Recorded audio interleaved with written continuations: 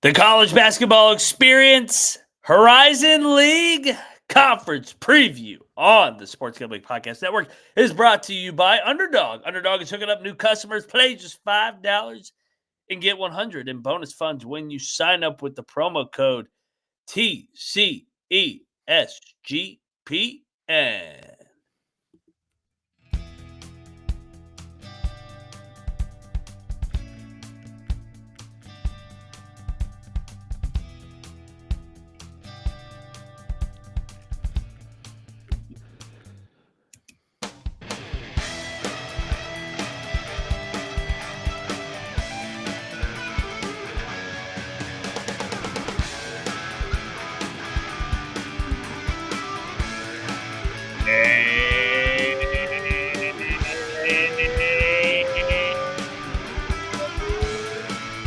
Welcome, everybody, into the college basketball experience.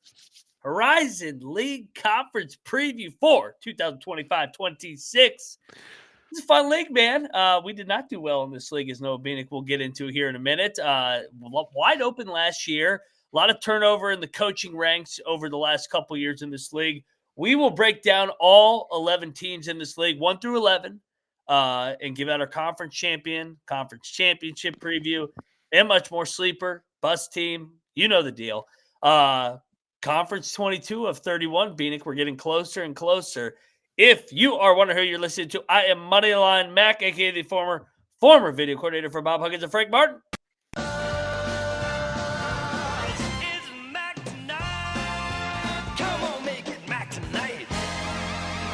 Cheers, everybody, on a Wednesday night. College football coming up next. I see the chat rocking and rolling, baby.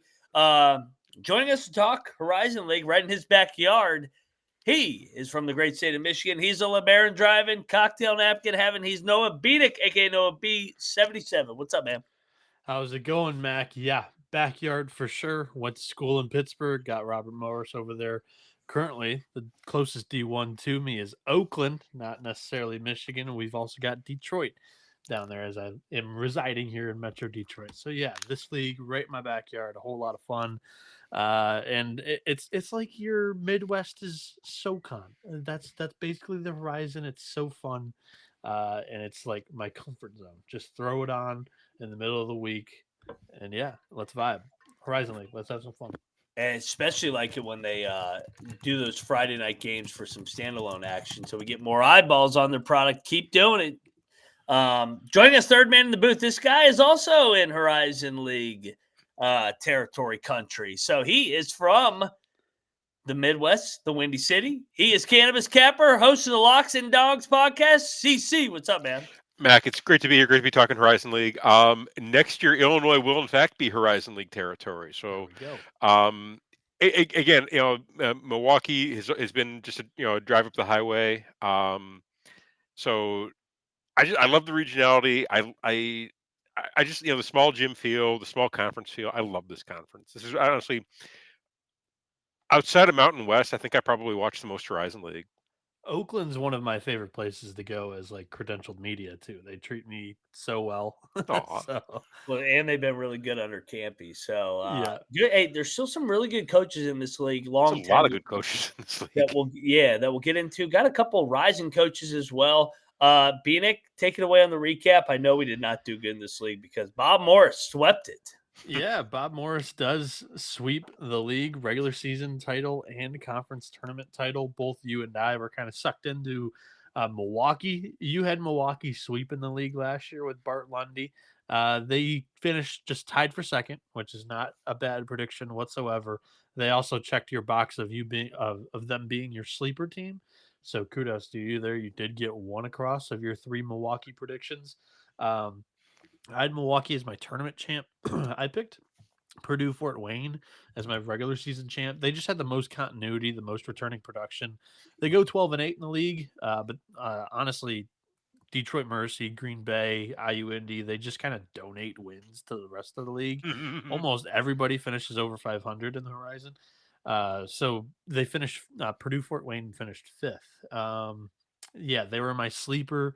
So they really only had 2 wins worth of improvement from the previous year. So I don't necessarily give that a check mark for me.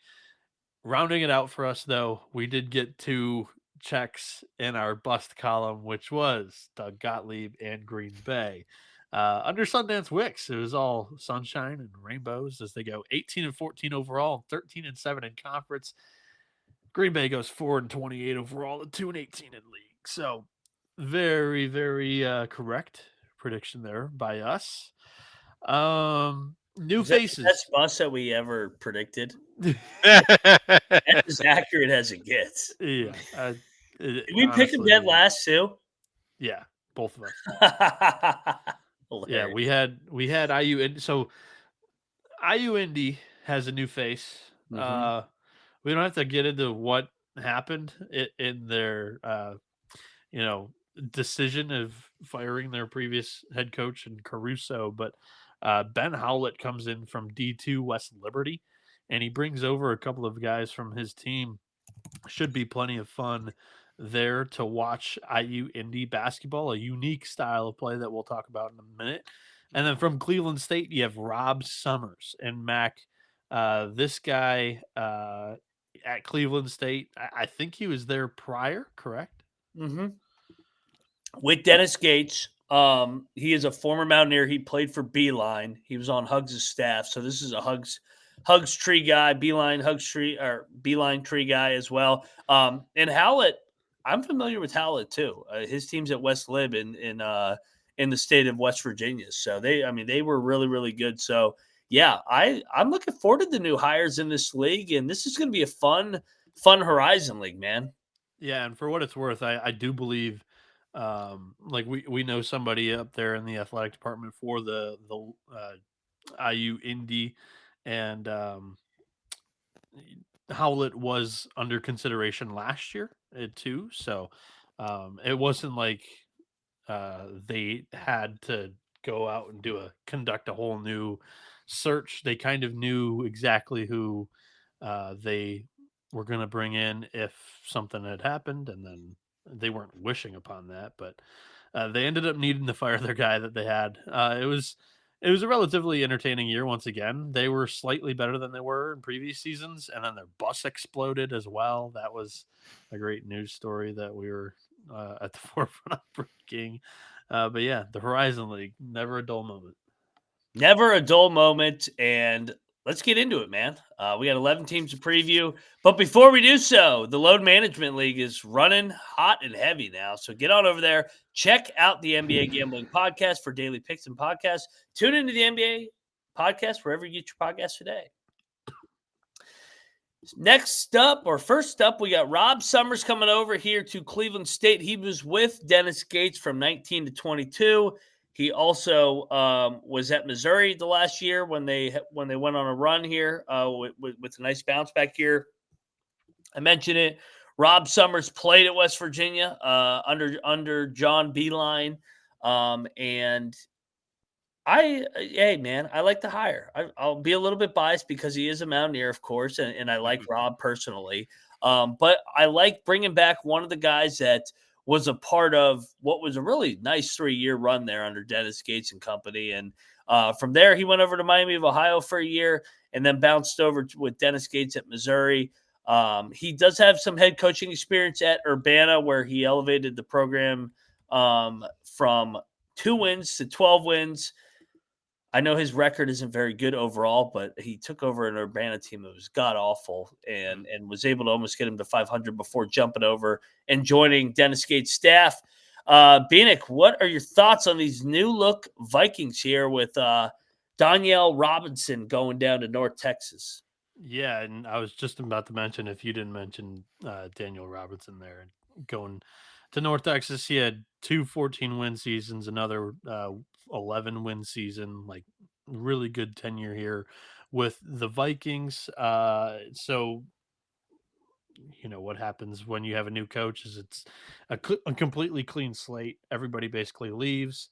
And it's a transfer portal team for Summers in year 1. Being a Beeline guy, being a West Virginia guy, they're going to come in here. And I mean, Beeline was at the forefront of kind of shooting efficiency, and we're not afraid to take the outside shot. And He was a very good talent developer as well. So you'll see that this roster, there's a couple of seniors, yes, but wasn't afraid to go a little bit more with inexperience and youth in the portal and hoping to retain some of these guys. At the point guard position, you're going to have some time split between Ice Emery from Western Carolina. He played 24 and a half minutes a game last year. He's a 6-foot senior guard, averaged 2 assists. He shot 5.5 threes a game last year, but not at a great clip at 28.5%. You'll see that as a theme in this transfer portal class. A lot of shooters, not necessarily a ton of them that drilled him with efficiency, but one that did was Trey Beard, but he did it at the NAIA level, Shawnee State. He hit 47.5% of his threes, averaged 19 points per game. He's a 5'10 senior guard. We'll see how well that plays in the Horizon League, and if there's any transition problems with him and his size, as mainly he's going to fill in at the point, but I think they want him on the wing and his shooting ability out there. So we'll see what kind of plays Summers is able to draw him up and get him open, because he is a dead eye when he launches them. Foster Wonders shot a ton last year, 5 threes a game for Green Bay, only hit him at a 28% clip. He played 22.5 minutes a game last year. He's a 6'5 redshirt senior wing. You have Josiah Harris, who's a 6'7 junior forward who shot 5.5 threes a game at a 33% clip. He played 23.5 minutes a game for Akron last year. You have Jaden Lipscomb coming in from FIU, took 2 threes a game in just 10.5 minutes a game. Another Western Carolina transfer coming in with Ice Emery is Kamari Jones. He only played 3 minutes a game in his first year of basketball, so he'll get more runway to play this year. Dayon Nessa is going to mix in the front court. He was a freshman last year at George Washington, played under 7 minutes a game. Priest Ryan, in his freshman year at Howard College, which was a junior college, he was an absolute star. This is a guy that they're pretty high on. He's a sophomore this year, 6'6 forward, and we'll see what kind of impact he can play, because I think they're relying on this guy to be their best player. He averaged 16.5 points per game, 5.5 boards, just over assists a game as well in that front court, and he's a big piece for this Cleveland State team. You've also got a couple of D2, D3 transfers in Lucas Burton, Manny Hill, David Giddens, and Holden Pierre Lewis coming in from Temple, who basically barely saw the floor his freshman year with the Owls. I think it's going to be a slow burn for Cleveland State this year. I've got them more in the middle of the pack, not necessarily contending for a title as they have in years past. And we're going to see how Rob Summers does in year one. Capper, how do you feel about the Vikings this year? Okay, so first off, Cleveland State was kind of one of my adopted teams in the Horizon League. 2 years ago, I thought they were going to, maybe make a tournament run. They did not. Last year, my expectations were not very high for this team. They actually had a really nice year. Under Daniel Robinson, their teams are typically pretty chippy and pretty disciplined. Yes. I feel like under Rob Summers, he's looking to play like a bit more open style. He wants to play a bit faster. We'll have to see how that plays. I have a feeling in year one he's going to take some lumps. Year one to me is usually about setting the tone, building the culture, building the programs, getting a system in place. I think we're going to see that. I don't think they're going to be able to match last year's success, but I don't think it's going to be a disaster year that we typically see for a lot of these first year coaches and coming into some these mid-major programs. So I'm intrigued by the roster. I'm excited to see it. It's going to play faster. But I think you're going to see, you're definitely going to see it look a bit ragged, especially in the non-con. But I think towards the end of conference play season, they're going to be a team that folks don't want to play. So I'm excited to see where he takes this program. I really am. I agree. I have I have these Vikings in the middle of the pack. If you look back at Dennis Gates' 3-year tenure, where Rob was with Gates for all 3 years, they took a little bit on the chin in year number 1, but they were chippy late. And then in years 2 and 3, that's where they were able to elevate the program, get it to where he could get to a job like Missouri. So, yeah, a lot of moving pieces here, like some of the portal gets. I think that they will be better late than early. So, yeah, sign me up for a middle of the pack finish for the Vikings, year number 1 of Rob Summers. Next up, we got the hospital. Detroit Mercy here. We got Mark Montgomery, longtime assistant of Tom Izzo. Last year goes 8-24, but I mean, dude, they were better than. I mean, it was an upgrade from where they were the year before. They won more than one conference game. Yeah, and they were chippy in a lot of those. They were too. Like I felt like they were better than that 4-16 conference record. So I think they ran out of gas. They didn't have enough depth to get through league play, a 20-game schedule. Do we see a jump here in year 2, Noah? I think we do because you have a lot of returning production on this team, and that's what Tom Izzo's program at Michigan State thrives on is just being in the system, developing that talent, and being nasty on defense. And the most important gets are sometimes the ones that are still were on your team the previous year. Orlando Lovejoy returns for another year, and this guy coming back to run the point one more time with some relative youth is huge for the Titans. He's a 6'3" senior guard for this upcoming year. Last year, he played 35 minutes a game, 16.5 points, 4.5 boards, 4 assists, over a steal and a half per game. He's just so important to what Detroit is trying to do on the offensive side of the floor. And then on the defensive side of the floor, you've got TJ Nadeau, who was a freshman last year, played 24 minutes a game. Nate Johnson was a freshman last year, 6'7" wing, played 30 minutes a game. Legend Jeter was a newcomer last year. I believe he was a DePaul grad capper, if I'm not mistaken. He was a 6'8" redshirt senior, played 24 minutes a game. Ryan Kalambe, the 5, played 18 minutes a game last year. All of these guys are pretty stingy defenders. I will say I'm not knocking Lovejoy at all, but he's just so important to this team on the offensive side of the floor. Jeter has some dynamicism to his game. He could shoot the 3 ball as a big man too. Nadeau and Johnson both looking to improve the shot this year out there on the wing offensively, but defensively, you know what you're going to get from this group. Detroit last year under Montgomery was around the middle of the pack, and that's still, like Max said, a step up here. Just 3 newcomers for this team this year. You've got London Maiden from Blinn Junior College, a really good program in the JUCO there down in Texas. 6'8" junior forward, average 11.5 and 6. You got a D2 transfer from in-state Walsh College, Aiden Carter, who is a star there, and then a Cleveland State transfer who redshirted last season in Tyler Spratt. You know he's going to be a pretty good defender as well, just how their program had operated the last decade. Detroit, I think they're going to steadily climb up the ranks here a little bit. Last year, 4 wins. I could see them doubling the win total here. I still got them in the bottom half, but heading in the right direction. Program trajectory is where you want it to be right now if you're Detroit. Yeah, no, what's interesting to me is that it's not just that he has, first off, I think depth is going to continue to be an issue for this team. It's not very deep roster, but they have 5 incoming freshmen coming in. And a few of them are expected to actually fight for playing time. They have a guard named Lance Stone, local kid. They claim he's the quickest player in the team. So we'll have to see if that actually translates into playing time. But it's kind of cool that he's got that next generation, they're playing the seeds for that next generation of this team. They're going to continue to take their lumps. They're in the bottom half, but the arrow is definitely pointed up. And I think you're going to see. I'll say, if they won 4 games in conference last year, is that right? Yeah.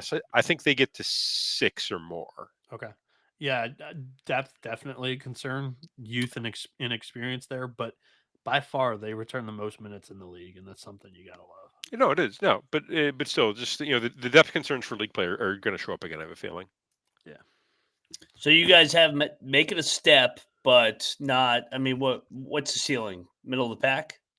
I think the ceiling's 500. Okay. I'll say ceiling slightly below 500. Okay. Yeah, I mean, I have them in the bottom half, but I think they're going to be chippy as a dog team for gambling purposes that we'll cover. Like you said, they bring back a lot of continuity off that team, but the team wasn't that good at the same time. But I think they make a step, 6 or 7 wins in league play. So let's go Hospital. Team number 3. Oh, here we go. Doug Gottlieb doesn't need an introduction. Was a train wreck last year. I know they had injuries. I know it was his first year head coach trying to figure out the landscape. Trying to figure out how high a basketball net should sit. Yeah. How to do a radio show, a podcast while you're trying to coach your team. Has he learned? Is he still doing the radio show? I don't pay attention to him. Yeah. Yeah, What a Yeah. clown. 1,000%. He Yeah. makes I'm probably a gonna little fade, bit more on the radio show than coaching. I'm gonna fade this team again. So Noah, take it away. They do return 2 starters, and both of them were good players last year. I Oh, will start off with how good could they be? They're 428. Yeah, I don't think they're going to be great. I was just Hey. starting off the positives. Marcus Hall and Preston Rudinger are back. Hall shot 5.5 threes a game at 36.5%, averaged 14, 4, and 2.5. You got Rudinger, who took 3.5 threes a game at a 36.5% clip for this team, played 34 minutes a game last year. He's a redshirt senior for this upcoming season. And then you got some JUCO guys coming in, along with some freshmen or redshirted freshmen from last year. So, again, one of those inexperienced benches here for Green Bay in the league. But they do have some of the most returning production in that, because you also have Mac Reck, who played 20 minutes a game for these guys. His freshman year there, and we'll see how little he may play this year. Some of the JUCO guys they're relatively excited about. You've got LeBron Thomas, 6'3" junior point guard coming in from Vincennes. He was ranked inside the top 30 in JUCOrecruiting.com's portal rankings. He averaged 14.5 points per game, 6 assists, 4 boards. You have Justin Allen coming in from D3 Carnegie Mellon over there in Metro Pittsburgh. He's a 6'4" senior guard who averaged 25.5 points per game, 4.5 boards, over 2 assists, shot 32% from 3 on 6 attempts a game. You got Ramel Bethea, a 6'9" sophomore forward coming in from Miracosta Junior College. Mac, take a guess at how old Bethea is as a sophomore. 26. He's 29. Shout out to the Jim Root roster sheet for that one. From my hometown, Josh Hines coming in from Macomb Community College. 21 points per game, 5.5 boards, 3 assists. We'll see how much of an impact he's going to make. Green Bay, definitely one of your basement teams. I have a lot more faith in Montgomery being a good head coach than Gottlieb. But again, some returning production that you like. Overall, I don't think that the ceiling is very high. Capper, what do you think? I'm trying to build a case for improvement, and I really can't see it.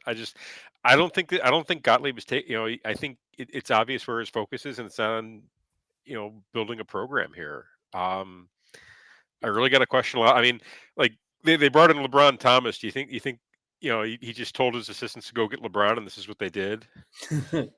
I don't know what to do. I generally. I'd like to build a case for him to get out of the basement, but I just don't see it. Kind of rudderless. Like I don't. They didn't have much of an identity last year, and some of the comments from Gottlieb, like he was looking for what was it, toughness. He was looking for what is it? We recruited everybody based upon toughness and character. Those two things win you games. I don't. I mean, so did last year's team not have any toughness or character? Is that the takeaway? I don't know. Either way, I'm not a fan of this program. No, it's not a serious program. No. I mean, when your coach is doing a radio show every day, trying to reorganize your schedule to accommodate that, it's not a serious program. This is Division I basketball. This isn't the YMCA. So yeah, they'll finish 11 out of 11 again, and good luck, Gottlieb. So next up is Underdog. Actually, not Underdog. It's MyBookie.ag, a proud sponsor over here at the college experience. So get on over there, MyBookie.ag. is your place to bet on football and basketball and everything else. Their prop builder is second to none. Their motto is bet on anything, anywhere, anytime. Easy deposit and lightning fast payouts using crypto.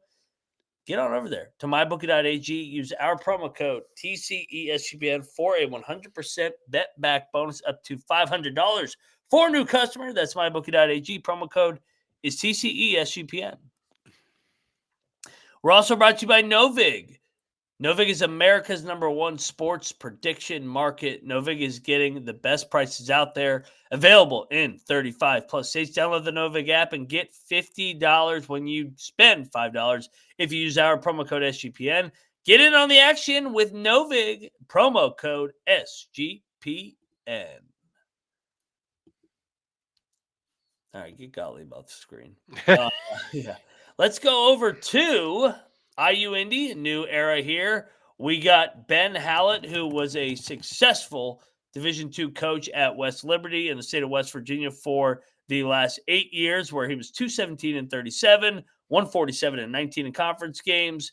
Went to multiple national championships, multiple second weekend appearances. I will say West Liberty is a really, really good Division II job and has been for quite a while. They have a unique style, get up and down, shoot a bunch of threes, open it up. Bienick, what's you high on our Jaguars here? Yeah, I'm relatively high on this group because there's plenty of continuity with this team once again. With a guy, you had Indy U's D2 coach bringing his entire team in last year, but they were without some star players. D2 West Liberty's coach here, Ben Howlett, brings some of his best players in with him to IU Indy for this upcoming year. It's a very interesting style of ball. I was reading a Basket Under Review A lot of threes. article. Sorry? A lot of threes. Yeah, I was reading a Basket Under Review article on these guys, and it's like for an entire week straight, you're playing like so the system is you're nonstop running is basically what it is. You're pressing, and on offense you're getting down in transition. If you're not getting a bucket in transition, you're going to pull up from three with whatever system that they're running here offensively. But yeah, like their way of getting in shape is you're just playing basketball for a straight 120 minutes, no break. So that's how they're getting conditioned here at formerly West Liberty, now here at IU Indy.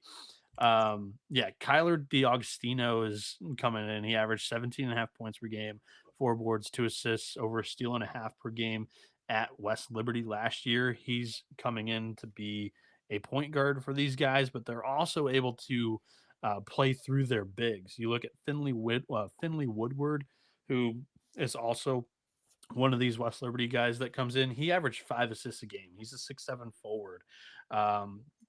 JP Dragas played 18.5 minutes in the system his freshman year. He comes in with Howlett to IU Indy. He averaged 9 points per game, 2 assists, shot 46.5% from 3 on 4.5 attempts a game. And the other West Liberty grab is Cameron Tinsley, who played 21.5 minutes a game in this system. His freshman year averaged 11, 4.5, shot 44.5% from 3 on 4 threes per game. But he not necessarily fits into the front court because of my guy, Aiden Miller from D2 Point Park. He was our best player last year for the team. Averaged basically a double-double. And we used to be NAI last year. We made the transition to D2 in the like Mountain State Conference or whatever it's called. I don't even know. But yeah, he basically averaged a double-double last year, shot 37% from 3 on 4.5 attempts a game. You got Jackson Edwards transferring in here from St. Bonaventure. I don't know what he thinks he's walking into, but this should be fun. He's a 6'5" senior who only played 7 minutes a game last year. You got an NAI transfer from Dalton State and Matt Compass. He's a graduate senior 6'4" guard who played 30 minutes a game, averaged 18.5 points per game, shot 35% from 3, 61% from the floor, averaged 18.5, 4.5, and over an assist and a half per game. And then a couple of freshmen that that Howlett brings with him over to IU Indy in that recruiting class. It's a very fun group. We've talked about it on other conference previews.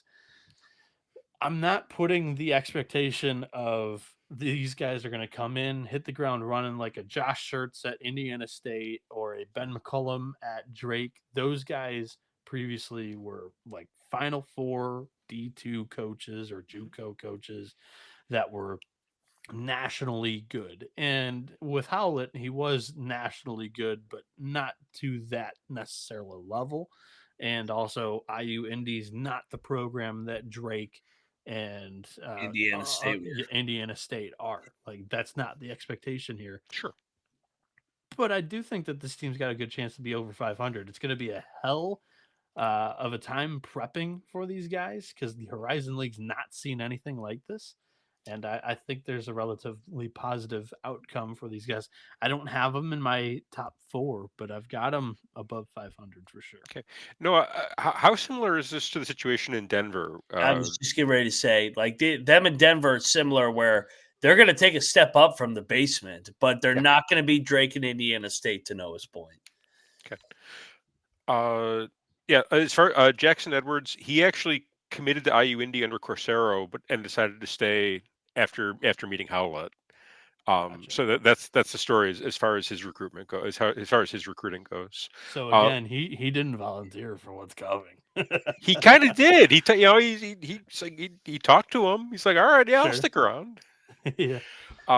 The other one that's kind of interesting is one of the freshmen. Kid's name is on the sheet, Reese Hagee. He actually committed to West Liberty and came along with Howlett as well. Yeah. Hey, this is a team we're going to want to back early. Oh yeah, just like Denver. I mean, they're going to be catching ridiculous numbers based off their record last year, and they should be a covering machine with their style of play. Just because they have a brand of basketball, they have an identity. So yeah, I'm buying into the Jags here. I got them in the middle as well. I think that this is a nice. I like the hire. It's outside the box, just like Denver. So I'm in on IUPUI, just like Denver. A shitload of energy. They don't stop pressing and they don't stop running. Like literally impossible to stop. What I'm hearing is team total overs and game total overs. Yes, I do worry about them covering. Like getting backdoored just with how much volume will be involved. Yeah, I mean, just there's going to be so many possessions in games. Like Cal Poly last year. Those games, like they got back. They were great covering, but then very similar to Cal Poly and George. Yeah, they were right on that because they kept getting backdoored because they were playing such a hectic pace where they would be tied and then they lose by 24. It was ridiculous. Speaking of a guy that can cover, this is Bart Lundy. This is one of the more underrated coaches, honestly, in all of America. He was, speaking of D2, he was awesome at Queens for years and years and years, and he was great at High Point as well before taking the Queens job multiple times. So a guy, he has not won a national championship at Queens, but he has been right there multiple times.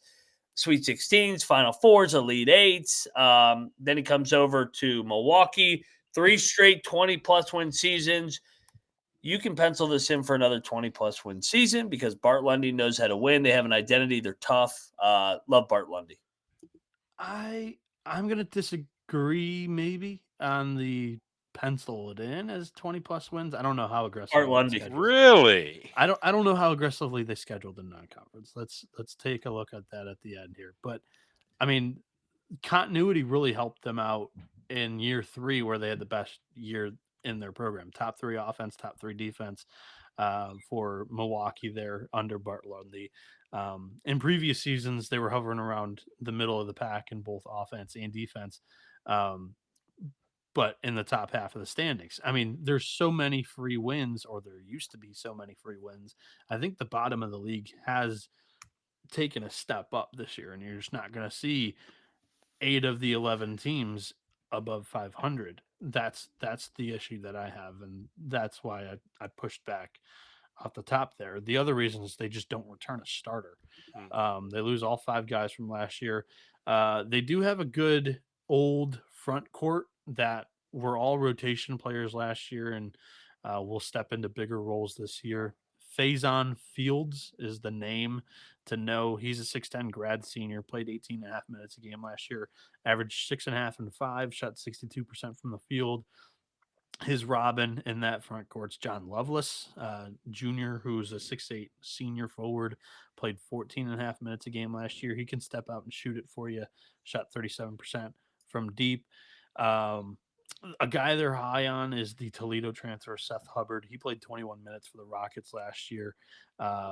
He wasn't a tremendous fit for the Rockets and their dynamic offense. He did not shoot it well last year, but again, there's reason to dream on Hubbard coming in and adding a little bit of a spike and pop for offense, along with Amar Gillard. In his freshman year at Fresno State last year, he played 20.5 minutes a game. He also, known as a shooter, didn't have a great year one, and they kicked him off the team. So it's a weird ordeal there, but he's here with Milwaukee and should play big minutes for them on the wing. Isaiah Dorsius is the Daytona State transfer coming in, probably playing the point. He averaged 14, 4, and 4 with Daytona State last year. He was ranked 51st in JUCOrecruiting.com. The bench has some seniors on it, and Aaron Franklin and Danilo Jovanovic. Both of them seniors, both of them wings. And they also have Chandler Jackson, a 6'7 redshirt junior transferring in from Parkland, a D2 school. He averaged 16.5 and 7.5, and then a redshirt DePaul freshman coming in, Sekou Kone. And that's some of their experience on the roster. Bart Lundy's a hell of a coach. I personally am not a fan of the roster. Really? And I've got them top half, but I don't have them as a contender this year, Mac. Okay. Don't overthink it, Bienick. Yeah. Okay. Spoiler alert. Actually, I did a write-up for SGP, sportsgamblingpodcast.com. I have Milwaukee winning the conference. So let's go. Horizon League, we actually have odds on it. One book in particular we have odds on. They're 5-1 to win the conference. I thought that was a steal. Who's your favorite? It's kind of where I view them. Maybe a little bit higher. I want to say it was Youngstown was the favorite. Yeah. Or Oakland. I'm pretty sure it was Youngstown. Okay. We can go through it at the end if you want. Let's do it at the end. Yeah. But either way, I like the backcourt. I think it really kind of depends on Dorsius and how good, if he's going to be able to, that's going to be able to translate. I think it will.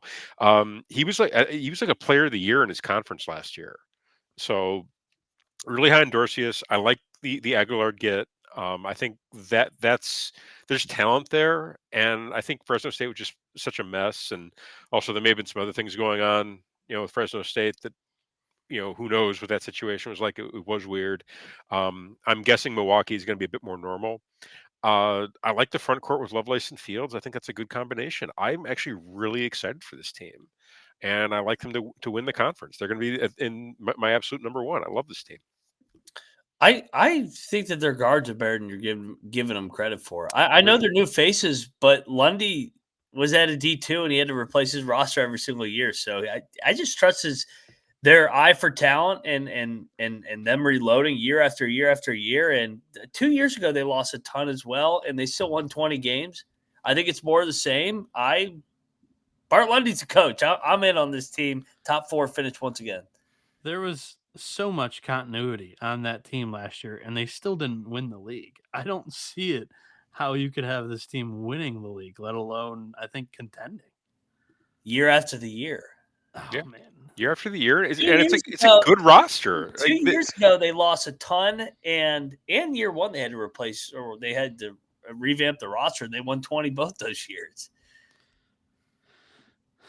It's Bart Lundy. I don't have him. I know it's Bart Lundy, and I said I haven't taken a step back.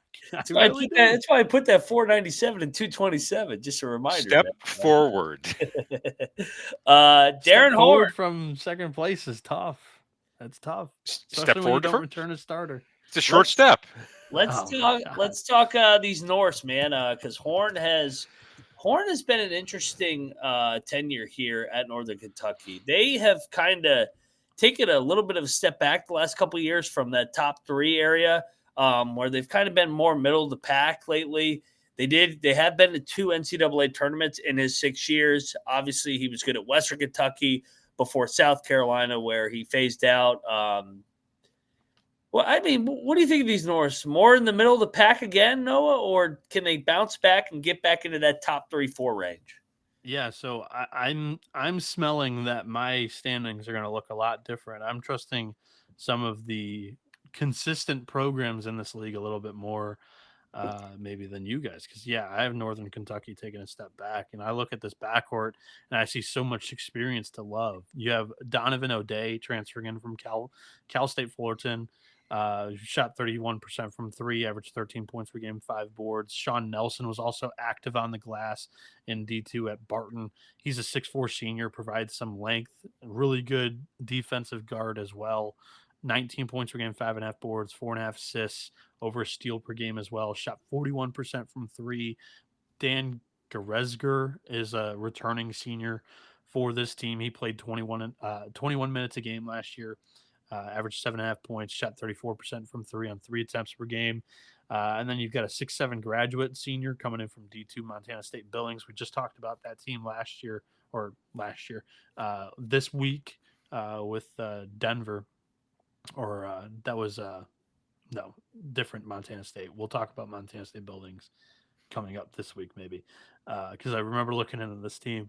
And Cale Robinson was a really good player, 17.5 points per game, 7 boards, can pass it out of the post as well. Well, he played the 5 for them last year, and he won't necessarily be the rim protector for this team this season.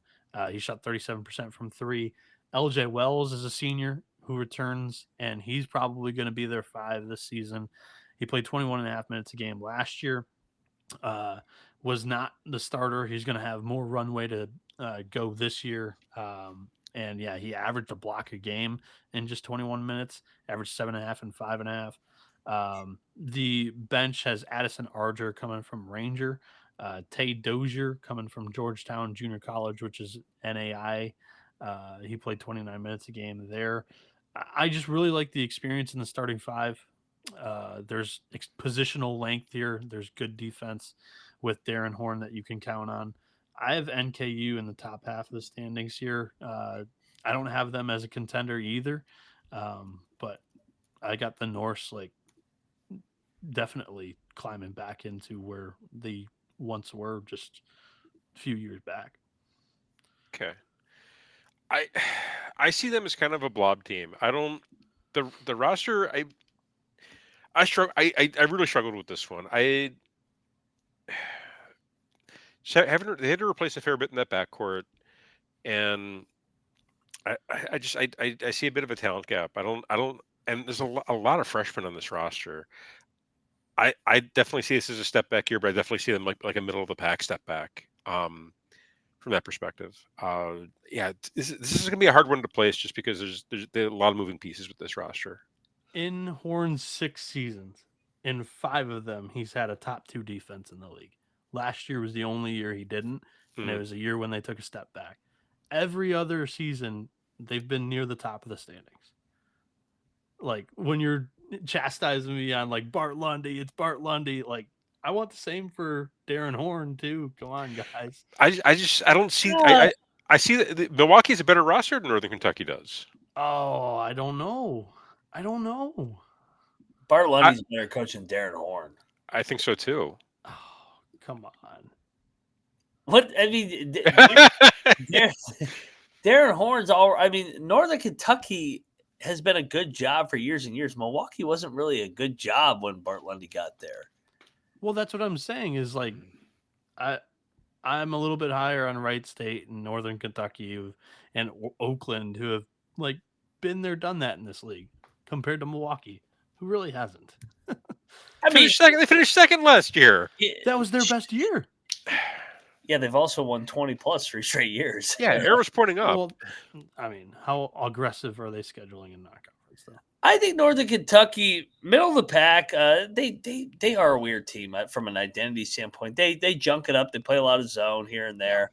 Some roster turnover. I think middle of the pack, but the Norse are always chippy in that Horizon League tournament, especially under Horn. So, yeah, count me in for 5th or 6th again here. I think Middle of the pack. Yeah, I don't think you're out of pocket, Mac. I don't think you're out of pocket at all. Oh God. yeah, baby. Look at this picture I got.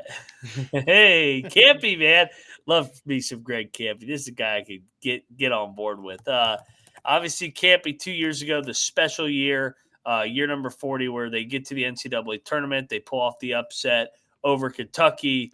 Last year, all things considered, I think a good year. I like they lost a ton off that. Yeah, they team. lost so much. Yeah, and they still finish over 500 in the league play. Do we get a little bit of a boomerang here? Maybe split the difference, Noah, between 24 and 25? Yeah, I agree with split the difference. I definitely think that they're with Kampe. I think this is a top 4 program. Last year they didn't have that because of such a slow start. They were trying to figure out roles. I remember it was either their November or Christmas tournament, and I fell in love with Malcolm Christie, and then he just barely played in conference. And they were really just tweaking with lineups. And DQ Cole wasn't much of a point guard, and he had to step into that role last year, and it was pretty clear that that was definitely a transition year for Kampe. Unfortunately, not able to keep any of that roster together. And he, again, as a guy that loves the 3-point shooting, and he's going to toss that junk zone at you, just a matchup zone. They rely on length, they rely on shooting, and I think they've got that this year with this roster. Outside of Brody Robinson, who's going to be their starting point guard. He comes in from UT Arlington, and you're going to love this guy on the ball. 5'11", played 31 minutes a game for the Mavericks last year, shot 40% from 3 on 4 attempts a game, averaged 4.5 assists. He's going to be like such a big piece for the Golden Grizzlies this season. There's 3 other projected starters that are seniors. Zaire Williams comes in from D2 Lenoir Ryan, where he shot 39% from 3, averaged 16.5 points per game. Michael Hoagie comes in from Jacksonville State. He's a 6'7", fifth-year guy who, in the front court, this guy's going to be so massive for them because they're so bad at rebounding year after year. He averaged 8.5 and 7.5. And same with Tuberu, who comes back from last year. He averaged 14 and 7. Like, again, such an important piece for these guys. Last year, they were able to figure out that, he was one of their guys, and they let him run, and he turned into a monster down the stretch. And that was one reason why, Oakland kind of began to turn it on late. Same with Nassim Mashour, who his freshman year, he only had 14 minutes a game. He's going to have a little bit more runway. He shot the 3-ball 42% last year. On the bench, they've got a couple of heralded junior college recruits in Coy Thurman and Isaac Garrett, both of them top 25 guys out of junior college, both of them coming from winning programs there, Panola and Snow, respectively, there for Thurman and Garrett. Thurman averaged 15 points per game, 4 boards, 6.5 assists. Garrett, 14 points per game, 7 boards, 3 assists. Both of them, again, very big pieces to this operation for this upcoming year. And same with Brett White, just another guy that they're going to pluck into the system, try him out in a Jack Golke role. Last year, he took 6 threes a game at a 38.5% clip for Rochester Christian, right down the road from Oakland. It's literally a 2-minute drive off of their campus. He was an absolute stud. Played 36 minutes a game, averaged 21 points, 7.5 boards. Brett White, Thurman, Garrett. I think they're really good calculated gambles by Kampe. I think they've got the length and experience to run this zone because Lenoir Ryan is a D2 zone school as well. I think Kampe definitely knows what he's doing here, and I have Oakland returning into the top 4 of the standings this season. I've got him top 3. I love the size, the length, the athleticism. I see how the rotation kind of fits together. It's a deep roster, which I really like for conference play. So your guy Tuberu Naivalura. I wasn't even going to try for the last I know name. you waved the white flag. I gave it a Too shot. But I think he could be a player of the year candidate. Especially, if he gets like a full-time run, I guess, in that front court. I love this team. I think they're going to be right there with my Milwaukee Panthers. I really do. The only knock I'll have on Kampe is he has not finished in the top 4 5 out of the last 6 years. So they have been consistently like in that 5-6 outside of the really special year with Golke since 2020. And I think a lot of it is just their style of play. It's so unique. So hard to learn with this portal era. Like correct. So many new guys. And I think the teams that see them in league multiple times, it's an advantage for them compared to when they get to an NCAA tournament and play Kentucky that hasn't seen the zone like that. And we've seen Kampe win multiple bye games over his career. I think that's where he's really good. So I have him. I have him obviously in the top half. The floor is always high with Kampe. They're not finishing worse than 6 in any year under Kampe. So probably going to have him in the top 4, though. I think the roster is good. Kampe is getting up there. 715 wins. Obviously, one of my favorite coaches. He's still chippy as hell, though. Like he's still got 10 more years, man. I hope so, man. I love me some Greg Kampe. So I also love me some Underdog Fantasy, man. So get on over there to Underdog. Pull up the banner. There we go. Underdog is a great place to play fantasy pick'em where you can win up to 500 times your entry. Simply pick higher or lower on your favorite player stats. Available for a ton of sports. Underdog's got a brand new offer with new customers. Play just $5 and get 100 in bonus funds when you sign up with the promo code TCESGPN. And we're also brought to you by Rhythm. Rhythm is crushing it in college football and NFL with picks and props. Rhythm is also giving away weekly cash and prizes for tracking your bets in the app. Track 5 bets in the same type for any model you build, and you can win up to $1,000. Use your promo code SGPN25 when you download the Rhythm app for 25% off for your first month. Download the Rhythm and use promo code SGPN25. Jon Coffman, friend of the program here. Last year, they did have a lot of hype because they had a ton coming back off the year before. I did have a little bit of worry that they were getting too much hype coming into the year, but Coffman's a good coach, man. You look at it, 3 out of the last 4 years, they've had a winning record in the Horizon. They were good in the Summit League before that. He has been there now, year number 11. Almost won 20 games last year, so you look at it now, 42 wins in 2 years. They're doing a good job with the portal NIL era. Coffman and company, they have an identity. They're unique offensively. Noah, what you think here with these old Mastodons? Yeah. What's their mascot again? Mastodon. Yeah, Mastodon. Yeah. I don't love them nearly as much as I did last year, mainly because they had so much coming back in that system. This year, though, I do like the transfer grabs, and then Maximus Nelson is the name that you need to know. 6'8" senior forward, played 23 minutes a game last year, shot 40.5% from 3 on 5.5 attempts a game. He's going to have a whole lot more runway this year as they don't return, a number one option for them offensively, and I think he's going to become that. Just one starter returning. And that's Corey Hadnot, who played 22.5 minutes a game for the backcourt last year, shot 39% from 3. He averaged 9 points per game, 2 boards, just over assist and a half. The 2 transfer guards that I like are Mikhail Stevenson, a 6'2", fifth-year guy from Grambling State. He averaged 4 assists, 4 boards, 11 points per game.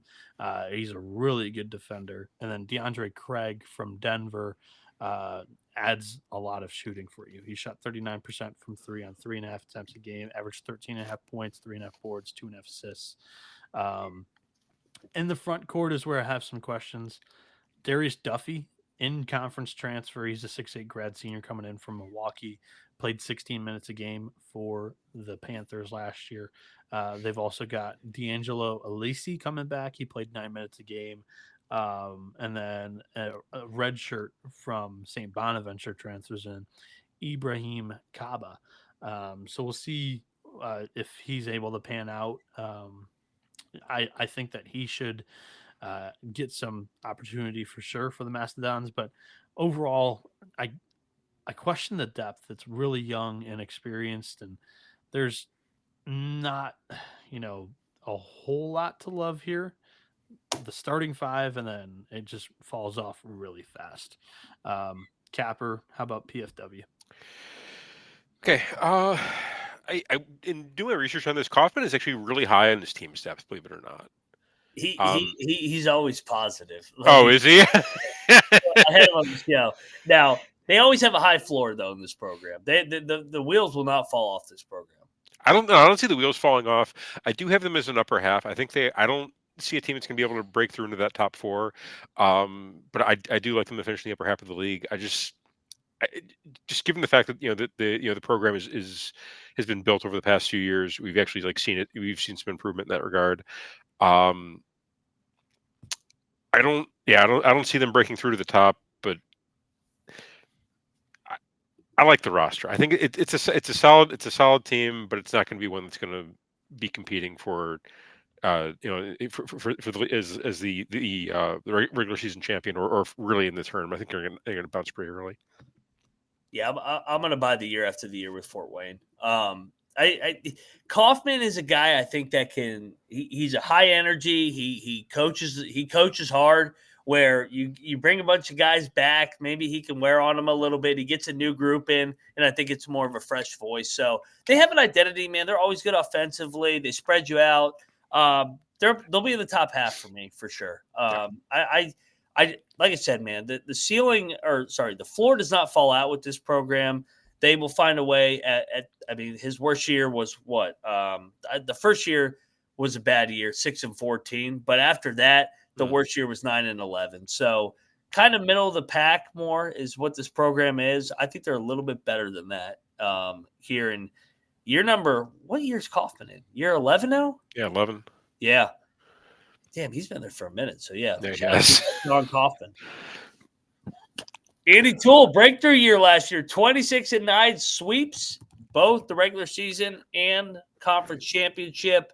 Toole has been there forever. I remember Andy Toole was there when I was in high school.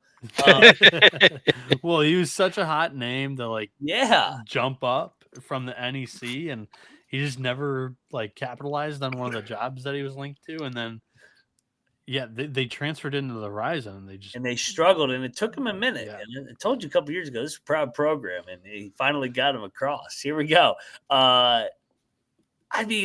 They're going to take a step back. They have to. Last year was a special year for these old Colonials. So, Noah, break down the roster. I have it as a flash in the pan success from last year. You look at this team, and they really lack D1 experience. The D1 transfers coming in didn't play a whole lot last year, or you've got a bunch of D2 JUCO guys coming in or freshmen. The big name here is Cam Wilds from Clarion, who is a D2 school in Pennsylvania in Western PA, where Robert Morris is.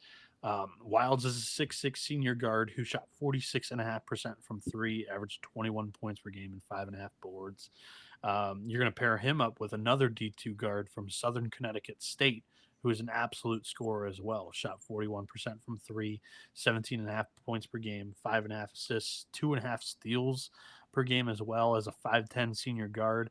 I'm not quite sure how much the defense is going to be able to translate into this league. He's going to be kind of like a pressure guard, which is a little bit different from how Robert Morris acted last year.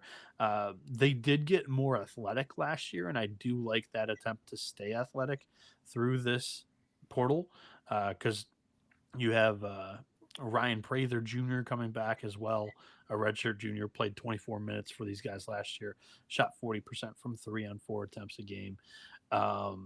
And then the front court last year, where their success was with the Spanish big man Alvaro Forgueres, and they bring in another one, Nicholas Shitakudis from NCA&T. He played 29 minutes a game last year for the Aggies, averaged 11 and 9, and he is going to be such a big piece for this team as a rim protector, an offensive piece down low. That's going to be, they're going to try to emulate that same success with Fulgaris, and we'll see how that goes. Deshaun Goody comes in last year as a freshman in this league for IU Indy, played 23 minutes a game, averaged 8 and 6. And yeah, he shot 50.5% from the floor. You have an Arkansas State transfer, big man, who played just 6.5 minutes a game. Caleb Brown comes in from Fullerton, a 6'7" senior forward who only played 21 minutes a game. Wasn't a very good offensive piece at all for the Titans there. And then Tazir Smith redshirted last year for Louisiana Monroe. He transfers in. You've got another big international, Ubong Okun, who's a 7'1" senior coming in from Alabama State. Got some Euros and some other freshmen on the roster here. Robert Morris, I've got to step back. You can see where they could possibly tap into some of last year's success, but so much inexperience on this roster, and I can't bet on it. Yeah, I got to co-sign what you're saying as far as, I mean, the biggest thing for them was the step they took defensively. And it really, if they're able, if Toole's able to get that buy-in again from the team in order on the defensive side of the ball, they'll get people. I don't see them, I see them as a top half. I don't see them sliding to the bottom, going from like a first to worst. But I don't feel great about this roster. But I do think that Toole has shown that he can get buy-in on the defensive side, and he even acknowledged it. Like that's where he saw like the biggest improvement last year. It's really going to be about maintaining that defensive identity. If they're able to do that, they'll be chippy. If they don't, it could be a rough season. So I think so there's a low floor, but there's also a reasonably high ceiling with this team. Yeah, it could be a shit show of a year. Yeah, it could. I mean, how many one possession games or how many single digit games did they win last year? 1, 2, 3, 4. They did blow out a couple. 5, 6, 7, 8, 9, 10. I mean, 10 out of their 15 league wins were by 3 scores or less. Dude, they're going to take a step back. I mean, they're going to be more in the middle of the pack. Split the difference between the two, 26 and 10. 16, they're more of a 500 program, I think, this year. There's just so much unknown with this roster. They hit on every transfer last year. I think that they're not going to hit on everyone this year. Yeah, last year they also had a couple of power conference transfers previously in their career. You don't have that this year, and correct. I think that is a big difference. I agree. Clint Sargent, baby, taking over last year for another guest of the coaches tour. Took over for Scott Nagy, year number 1. He finishes 15 and 18, 8 and 12 in league play. Finished 8th. I don't want to call it a disappointing year, maybe a slightly disappointing year, but it also was a first-year head coach, taking over a legend who went over to Southern Illinois. Noah, does this program bounce back and get back into the top 5? I have them doing it because, again, I think I might be approaching this one a little bit differently with trusting program pedigree. Sargent is a young and experienced coach, but the defense was rough last year, and the offense wasn't nearly as elite as it usually is for the Raiders. This year, there's some continuity in the backcourt, which they did not have last year. It's still young. Both of these guys played 20 minutes a game for Wright State last season. Solomon Callahan and Logan Woods. Callahan, his redshirt freshman year, played 23 minutes and shot 37% from 3 on 3 attempts a game. They're going to look to him or Woods to kind of piece together the roles at the 1 because they lose their point guard from last year and Keaton Norris. But yeah, those two guys, I'm relatively high on them with them coming back.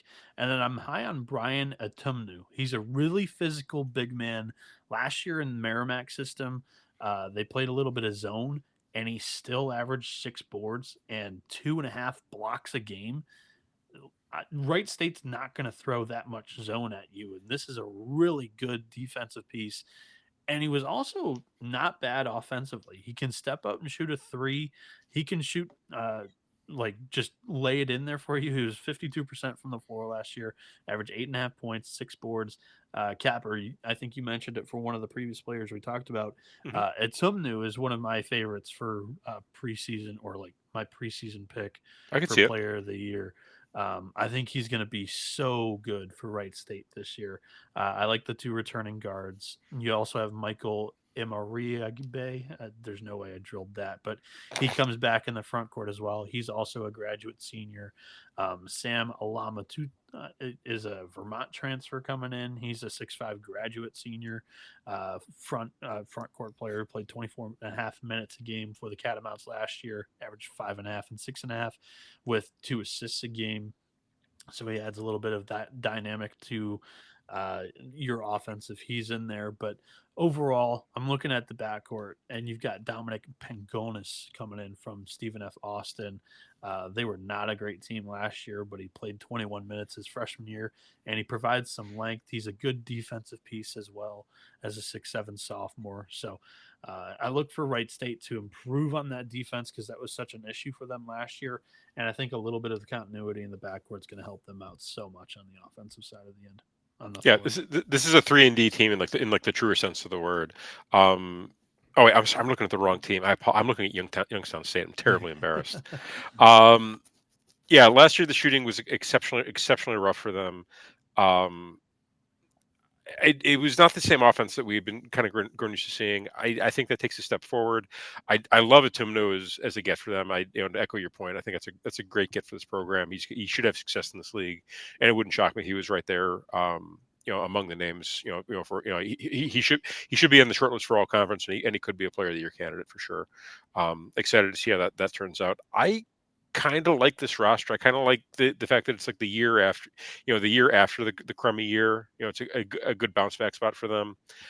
I got them. I think I've got them upper half. I don't think I'm going to have them cracking the top 4, but I'm going to have them being competitive.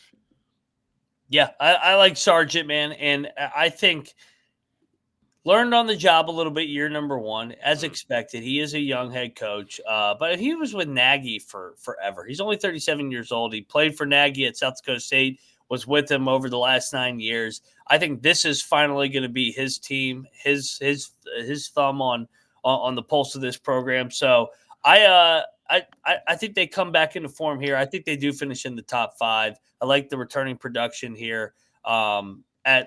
Towards the top of the league, where not a lot of returning production is. Final team, Ethan Faulkner over there at Youngstown State, 21-13 last year. He was with Calhoun the year before that, or years before that. This is a good program, man. Good staff. They have just built this thing up, and where we expect them to win. Another really good up-and-coming coach. He played at Northern Kentucky. Love Faulkner. Think he's doing a good job, him and his staff, and they're going to contend for the Horizon. Noah, what you think? Yeah, it was a little bit of a shock to the system last year in year 1 for Youngstown State because they were so good on the glass previously under Calhoun. Yeah, they were so good on the glass, and last year they took a big step back in that aspect. They are recommitting into that. I think that was definitely a sign of this transfer portal class. You got Vladimir Salaridze coming in from UT Martin, one of those Euros that Schulman does so well bringing in and recruiting. He's 6'7", sixth-year guy. He's physical. Put up 11 and 8 last year, 2.5 assists as well. He is a good D-man in the post. He averaged 2 steals a game last year, shot 36% from 3. Chris Carroll is a returning piece in the front court as well. A 6'6" senior forward, played 20 minutes a game last year, averaged 9 and 5, shot 36% from deep on 3 attempts, averaged also over a steal per game in the front court. And then the other returning guy is Jason Nelson, a 5'10" redshirt junior who averaged 2.5 assists a game last year, 8 points, 2.5 boards in 26.5 minutes. He's a redshirt senior, provides some experience in the backcourt. But yeah, I mean, Salaridze, the 8 boards a game and ability to shoot fits that identity because this is a team that is going to definitely, get in your face defensively, and they offensively want to take some threes. You got Cam Pollitt coming in from Cal PA, shot 35% from three. Bryson Dawkins at Houston Christian took 6 threes a game at a 32% clip and averaged 14.5 points, 5 boards. Rich Rolfe averaged 3 rebounds a game in 17 minutes at Charlotte. Also took 2 threes a game in limited time. Andrew King averaged 4.5, 4, and 3.5 at Elon. He can shoot a 3 for you. Tay Blackshear is a 6'6" junior who can also pass it in the front court. He averaged over 2 assists last year at McLennan Junior College, which is another really nice and good junior college in Texas there. D2 guy from Lake Erie who is also able to shoot the 3 ball. Last year he didn't do it great though at the D2 level. Played a little bit of point. Averaged 3 assists a game. And then an AI transfer from College of Idaho, shot 39% from 3. Tyler Robinette, he averaged 9.5 and 5. But you could clearly see that they looked to improve the rebounding because that was a big issue for them last year. They bring in shooters. They have some experienced pieces returning this year. Last year, they basically had nothing returning. So Penguins, I've got them in the middle of the pack once again because I'm not extremely bullish on Faulkner yet and his coaching chops, but the Flightless Birds, I've got them kind of in the same spot as last year with a slightly better defense. And yeah, that's kind of how I feel about Youngstown State. Okay. Again, this is a 3-and-D team in the true sense of the word. The defense was actually pretty solid last year. The shooting was not the greatest. They took the most threes out of any team in the Horizon League last year. At 47% of their shots came from beyond the arc in Horizon League play. They only shot 34%. That needs to improve if they're going to see success. I think it will. I like the depth. I like that they have an identity, and I've got them in the top 3 this year. I'm really bullish on them. I like this. I like these Penguins. I do too. I like the way they finished year number 1. They were sitting kind of near 500, 8-5 in league play, and then they ran off 5 out of 6 down the stretch, and then got all the way to the championship game before falling to Robert Morris. So yeah, I like these Penguins, man. To compete for the league title, I think. Yeah, I can see it. All right, 1 through 11. 11. 11 is the easiest 11. I think we've. Oh, I take that back. We've hit some pretty easy 11s. Green Bay. Yeah. Green Bay. Green Bay. Number 10. 10, I got Cleveland State. The entire roster is just a big portal grab bag. And also it's a little bit of a culture shock as they're changing the identity of the program. So I got them taking a step back in year 1 of a new coach. Yeah, same. Cleveland State at 10, similar reasons. New coach, a lot of new guys, a lot of moving pieces. This year's gonna be about building a program and saying that setting culture, building a program, and finding an identity. It's not gonna be about success. I have Robert Morris. I have it all the way back down to the basement here. Wow, regression year. I don't hate the team. I do think that there is a huge separation from 10 to 11. Agreed. Oh, big time. Bienick, what are you going for 9? Detroit. They return the most minutes in the league. I'm relatively soft on my analysis with Montgomery. I think he's going to be all right. And yeah, they just lack a ton of offensive talent. It's really just Lovejoy, and then we'll see what happens. I'm exactly the same, Noah. Detroit. At number 9, that's where I have Cleveland State. Year 1, Rob Summers. So I'll have the Vikings here. Okay, 8. At 8, I got IU Indy. For me, I think it's a super unique system that I want to see at the D1 level and how it works. It's going to be tough to prep for because they press on D. They're going to shoot threes. It's a very active squad. I've got IU Indy 8th. Okay. At 8, I'm going to go I'll go Wright State at 8. I just think yeah, I see the team taking a bit of a step back. The roster isn't quite where I thought it was. Yeah, they're gonna, it's gonna be a rough year in Wright State, I think. At number 8, I went the hospital. Montgomery year 2. I think they take a step forward here. They're building in the right direction. For sure. 7, I got Purdue Fort Wayne. Inexperience, lacks some depth, and a rim protector. So there's quite a few holes here. It's not a team that I feel so bad about, and I have them in the basement. But also, I don't think they have a very high ceiling. So they're the easiest team to put kind of lowest I could. Okay. PFW. All right. We're at 7. 7. I've got the artist formerly known as Ooey Pooey IU Indy. I think this is a big step forward for this program. Actually, I love that they're bringing there's kind of that continuity with the coach where he's bringing in his guys. And this is going to be kind of a tone setter year. I also have Ooey Pooey IU Indy here. Like I said, I like the hire at Howlett. I think the floor is going to be lifted here, and this league is going to be pretty open. By the way. We'll talk about it at the end with 20 game schedule, what the winning record will be. But yeah, I'm looking forward to this league. I got IU Indy at 7 as we transition into the top half. 6, I've got Robert Morris.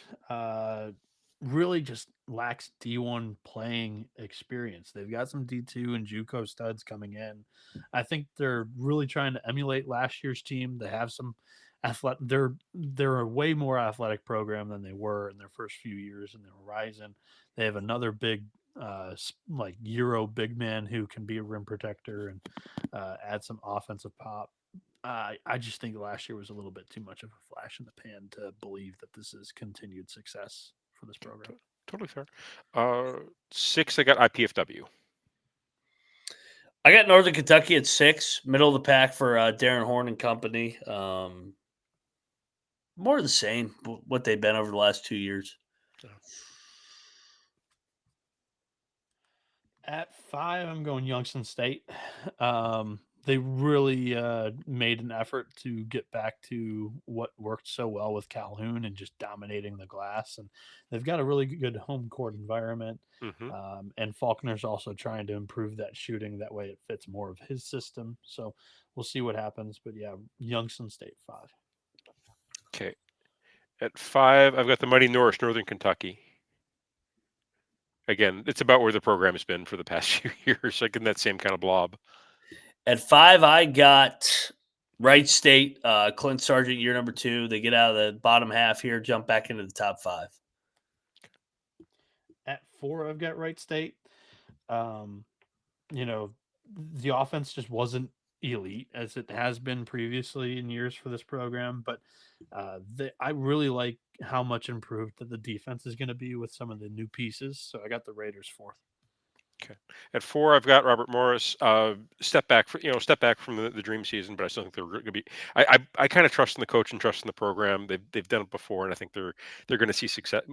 They're going to be more successful than they've been in before last year, this season, but not nearly where they were last season. I went Fort Wayne, man. Year after the year, everybody had them in the top 4 last year. They didn't crack top 4. They get back in the top 4. Coffman and company. All right. 3, I've got Milwaukee. To me, you're taking a couple of gambles on some guys in the backcourt that I just don't think fit with Milwaukee. The depth is not there, like a lot of inexperience at the D1 level. They do have a good rotation of 6 or 7 upperclassmen here, and that's definitely a positive. But yeah, I've got this team with not a whole lot of they don't return a single starter from last season. I got them competing at the top of the division, but not necessarily for a title. Milwaukee 3. Okay.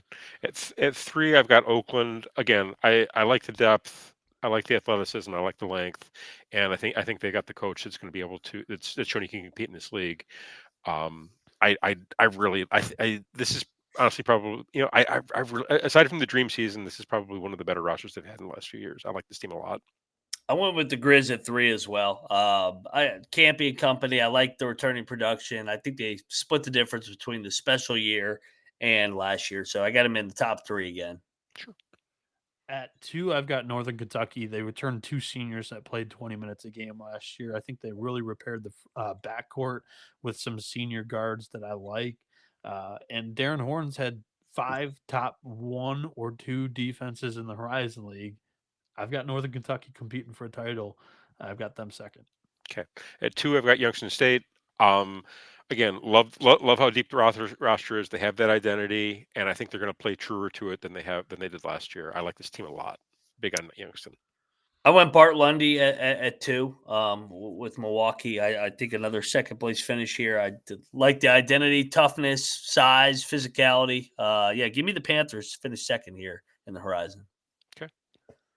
You guys bullied me out of my number 1 choice originally, which was NKU. Now I've got Oakland. I'm going all homer on you guys. Tuberu coming back at the 5, who was an absolute monster in the second half of the year, averaged 14 and 7. He did a really good job at getting some length for this zone once again. It'll be a slow start in November and December, but come conference play, I think Kampe's got a good mix of shooters and active defenders, and that's definitely what you need with the Golden Grizzlies if you're looking for a successful year. I've got Oakland winning the regular season. Okay, I've got Milwaukee again. I really like the backcourt. I love the front court pieces, and I can see the rotation in the roster fitting together, and I can see that it's a rotation and a roster that have done really well in the Horizon League in years past. I mean, with that type of construction. So I'm all in on these Panthers, and the odds actually went up to 7-1. So I'm gonna have to jump back in. I agree with that placement. I like Milwaukee. I like Oakland. Good picks. They're going to finish second and third. But Youngstown, the Penguins, return to the top of the standings. Faulkner, year number 2. I think I like you said. I think they're going to be better defensively. I think they're going to be tougher here. More of his identity. Like Youngstown to get it done here, and year 2 the Faulkner era and win the regular season. Okay.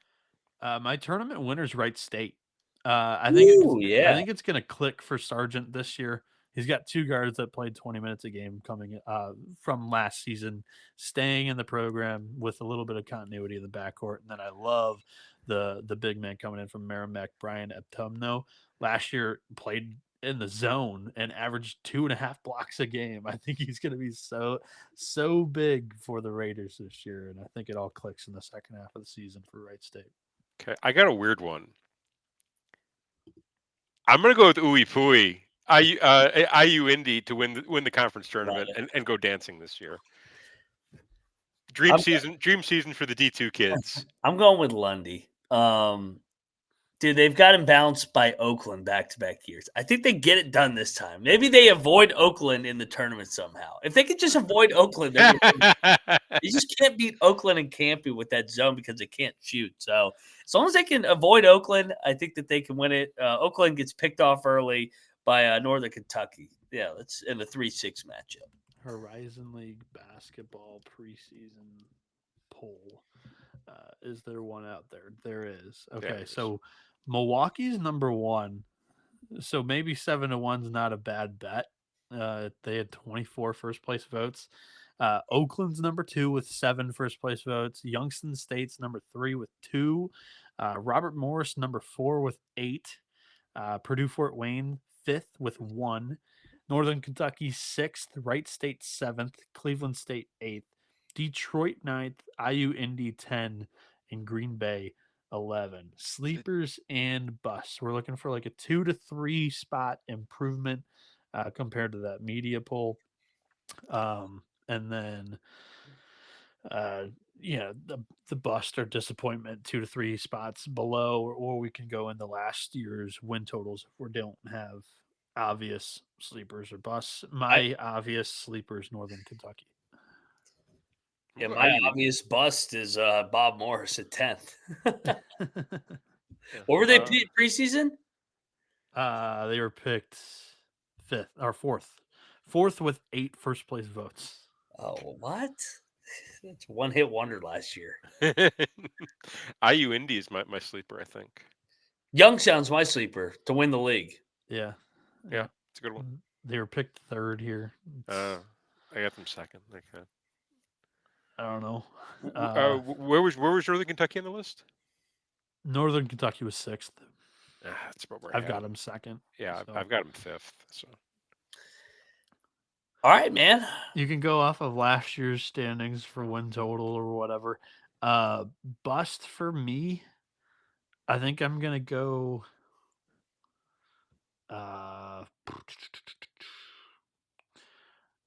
Purdue Fort Wayne. I've got them seventh and they're fifth with a first place vote. That's about as best that I can do. Capper, did you do both? Sleeper is IU Indy for me. Bust. Yeah, I don't know if you named a bust. I don't know that I have. I guess Cleveland State. I mean, they finished second last year, and I've got them. Fair if we use last year's rankings. I just couldn't wait to say Robert Morris bust. I guess I'll say Romo. I mean, I've got them. I think fourth or fifth. They're in Pittsburgh. Fade. Now all right, it guys. Makes sense. He's back in Faulkner to win the league. He hates Romo. Oh yeah. That was fool's gold last year. So anyway, college football coming up next, week 9. Hard to believe already in week 9, but yeah, 22 previews down, 9 to go. Tomorrow night we got. Let's see what my sheet says. The WCC in the Big West. Sunday night we got the SEC. Monday we got the Big Ten and Ivy. And then later next week, Conference USA, Missouri Valley, the AAC, and the A10. That's all we got. Go check out the Locks and Dog podcast with Cannabis Capper. Go check out the college baseball experience. Bienick will be breaking down the Tennessee coaching search, I'm sure, and the hockey slap shots picks over there. So much more. Go check out me in 3 minutes over there at the College Football Experience, Main Sports Gambling Podcast. We got a bunch of shit going on. Great time of year. World Series going on as well. Go check out those guys. NBA, good stuff. And yeah, that's all I got. This is the College Basketball Experience. You better start thinking about yours. And we are out of here now. Don't get banned on TikTok. Or get banned on TikTok. Damn, communists are after me. We're repping IU Indy and Eastern Illinois this year at the D1 level. Come on. Wear a USA ad, you can ban on TikTok. Pretty obvious.